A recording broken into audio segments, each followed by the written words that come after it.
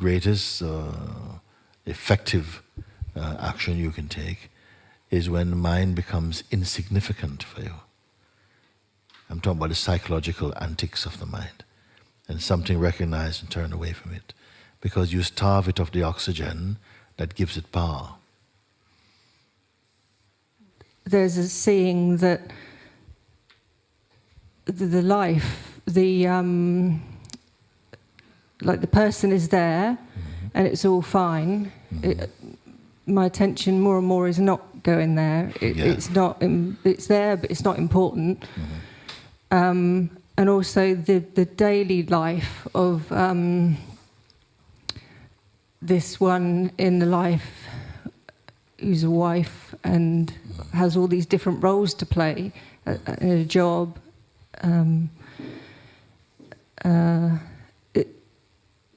That's seen clearly now that that's just what it is. It's just the dynamic consciousness there that, and I'm aware of all of this play going on, but I'm not concerned so much with that. I'm just seeing it.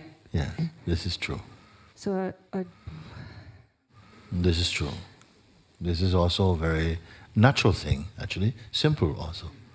That it comes by itself. You're coming to see that, wait, as soon as waking up happens, then it seems the world appears again and is peopled with so many beings, and the sense of I arises back in this body, and the relationship of this I with the world at large and so on is also functioning on some level, and that is taking place in front of something that has no name, isn't it? So the entire waking state consciousness and its functioning is happening by itself, actually. The experiencer, that which is being experienced, and the movement or the functioning of experiencing are all the play and the content of that waking consciousness, of that dynamic consciousness that you're speaking. It's simply happening, including the sense of this intimate identity of a sense of me moving in this world as a character who is playing presently a husband or a wife or this or that, an uncle and this and all of this is kind of going on. Something is quite apart from this, but it does not dismiss this role. It is not cynical about it. It knows it has to play that part also. You follow? That part is also being played. But the cynicism is not there that, oh, it's rubbish, it doesn't really... No. It is also consciousness acting.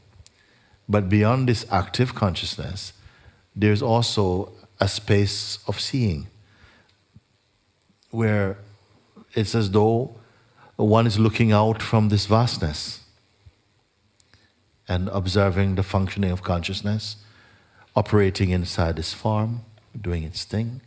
And it may sound strange, but as you acclimatize yourself to it, and by that I simply mean that you become comfortable with this seeing. Because the mind is going to try and tell, look, something is very strange, this should not be, you see? But something is feeling, no, it's going by itself. And also, the way of seeing it becomes more perfected. There is a saying, I'm not seeing the world as it truly is, I am seeing the world as I am. So if I am a very stressed being, the world will come across a very stressed place. You see? But as one is seeing more and more from this integral consciousness, from this place of being, then one sees that, wait, your eyes are seeing more true. And you see that bitter or sweet, each of these expressions have to happen. But you are not so invested in them because you know that somehow some power is taking care of this. And yet, if you turn your attention to any particular aspect of it, that also has an impact. You see? And the more pure the consciousness is, meaning that it is filtered out the egoic conditioned self, the more effective the attention energizes what it's looking at. These are things that are part of our mystical existence. But in our mental world, we've tried to explain things in some scientific way, which is not how they really are, but how they can appear to be.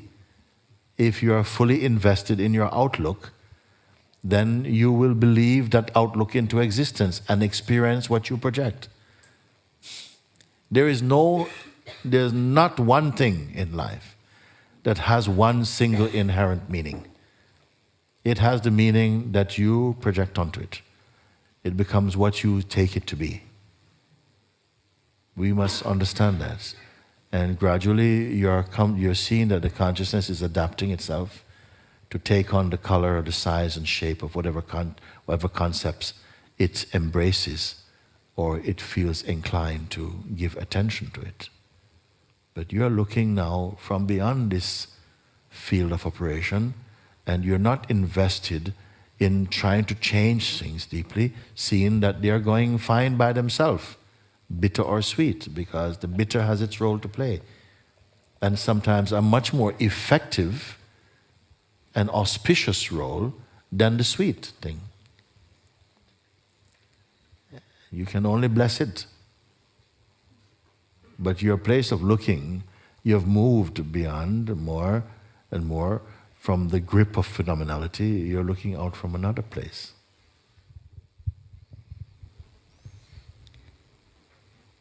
And it all happens just very naturally. Very almost, you just slide into it. Why it happens naturally? Because it is natural. That's why it happens naturally. You see? You also just somehow in your life, you're being aligned with that universal principle, and then you see somehow everything drops into place. And everything seems to, like, without setting any program, it's all just unfolded naturally for you.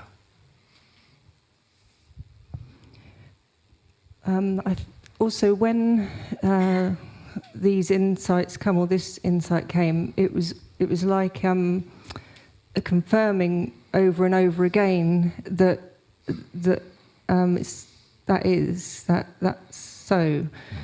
But that felt like, sometimes it felt like it was maybe the mind that was trying to confirm. You see, the mind tries to claim this, because if it can get in and put the signature on, it can claim it as, well, we did really well here. You see? But then that is even seen out of the sharpness of your own Dharma eye. You are seeing this thing. And what did you do? You chose to disregard him, which he doesn't like.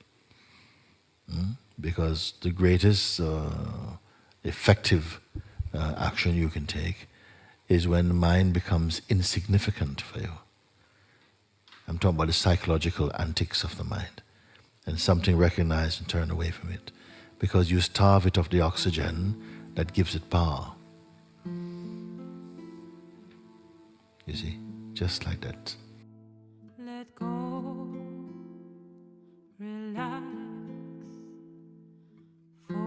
Beyond this active consciousness, there's also a space of seeing, where it's as though one is looking out from this vastness and observing the functioning of consciousness, operating inside this form, doing its thing.